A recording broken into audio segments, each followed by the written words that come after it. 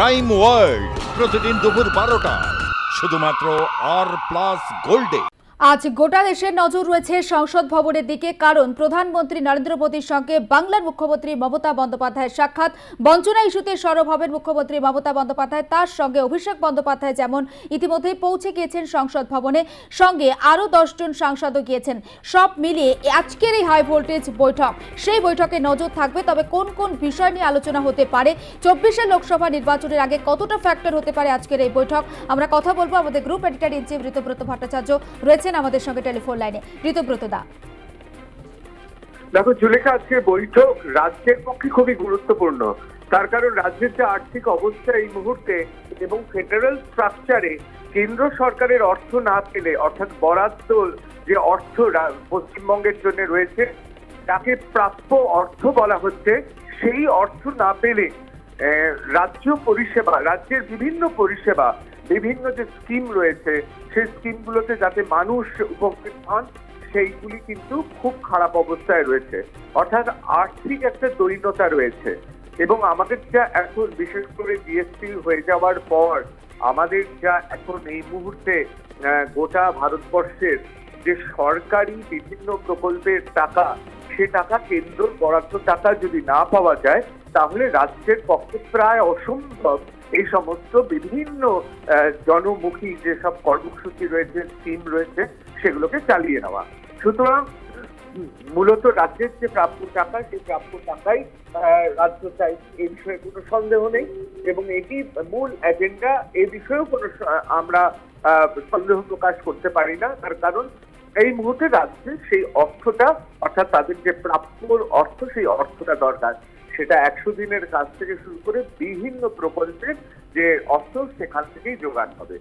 এই তো গেল প্রাথমিকভাবে রাজধর্ম পালনের জন্য মুখ্যমন্ত্রী মমতা বন্দ্যোপাধ্যায়ের প্রধানমন্ত্রী নরেন্দ্র মোদীর সঙ্গে আজকের বৈঠক। কারা কারা থাকছেন? একদম আরও একটা বিষয় একটু আপনার থেকে জানার আছে। গতকাল ইন্ডিয়া জোটের বৈঠক হয়েছিল আমরা জানি, এবং সেই বৈঠকে মল্লিকার্জুন খাড়গের নাম মুখ হিসাবে প্রস্তাব করেন মুখ্যমন্ত্রী মমতা বন্দ্যোপাধ্যায়। প্রস্তাবে অনেকেই সমর্থনও জানিয়েছেন। সেক্ষেত্রে 24 লোকসভা নির্বাচনের আগে এই লড়াইটা কি আমরা বলতে পারি মোদি ভার্সেস খাড়গে? দেখো, অনেকে মনে করছিল খুব সুকৌশলে আজকে যেভাবে মমতা বন্দ্যোপাধ্যায় অত্যন্ত সুকৌশলে কংগ্রেসের সভাপতি, তার নাম তিনি প্রধানমন্ত্রীর মুখ হিসেবে তিনি বলেছেন। এর বিভিন্ন দিক আছে, তা নিয়ে পর্যালোচনা চলছে এবং আমরা জানি রাজনৈতিক ওয়াকিবহল মহল মনে করছে গতকালে এই ঘোষণা মমতা বন্দ্যোপাধ্যায়ের চূড়ান্ত রাজনৈতিক কৌশলী মনোভাব প্রকাশ পেয়েছে। একদিকে কংগ্রেসের মধ্যে রাহুল গান্ধী, তার নেতৃত্ব, তার তারুণ্য, তার উদ্যোগ, তাকে যেন একদম স্তব্ধ করে দেওয়ার জন্য তুরুপের দাস মল্লিকার্জুন খাড়গে। এবং সেক্ষেত্রে রাহুল গান্ধী নন, কংগ্রেসের সঙ্গে যে সম্পর্ক রয়েছে তৃণমূল এবং অন্যান্য জোটের, সেক্ষেত্রে কেউ বলতে পারবেন না যে এটা জোট বিরোধী কাজ হয়েছে। বরং যে যুক্তি বারবার দেওয়া হচ্ছে, তৃণমূল কংগ্রেস আপাত দৃষ্টিতে উষ্ণতা এবং সক্ষতা বজায় রাখতে এই কংগ্রেসেরই সভাপতির নাম বলেছেন, এরকমটা প্রাথমিকভাবে অনেকে মনে করতে পারেন। কিন্তু অনেকেই মনে করছেন রাহুল গান্ধী এবং রাহুল গান্ধীর যে উদ্যোগ, তার যে তারুণ্য, রাজনীতিতে তার যে তারুণ্য, সেই তারুণ্যকে রোখার পক্ষে এটাই শ্রেষ্ঠ। তৃতীয়ত খুব গুরুত্বপূর্ণ আজকে বৈঠক প্রধানমন্ত্রী নরেন্দ্র মোদীর সঙ্গে। সেক্ষেত্রে ইন্ডিয়া জোটের মুখ যদি মমতা বন্দ্যোপাধ্যায় হন, এই বিষয়ে তো সন্দেহ নেই তিনি অন্যতম দাবিদার। তার কারণ তিনি যতবার কেন্দ্রীয় মন্ত্রিত্ব সামলেছেন, তার সংসদীয় রাজনীতি এবং লোকসভা এবং পরপর 3 বার মুখ্যমন্ত্রী হওয়া বাংলায়, সুতরাং তিনিও দাবিদার, এ বিষয়ে কোনো সন্দেহ নেই। কিন্তু তা সত্ত্বেও তিনি মল্লিকার্জুন খাড়গের নাম প্রস্তাব করে একেবারে তুরুপের তাস ফেলে দিয়েছেন, অনেকে মনে করছেন। এবং এক্ষেত্রে ইন্ডিয়া জোটের তিনি থাকবেন, তিনি অন্যতম চালিকা শক্তি, এ বিষয়ে কোনো দ্বিমত নেই। দর কষাকষির ক্ষেত্রে, রাজনীতিতে দর কষাকষির ক্ষেত্রে তিনি অনেকটাই এগিয়ে রইলেন।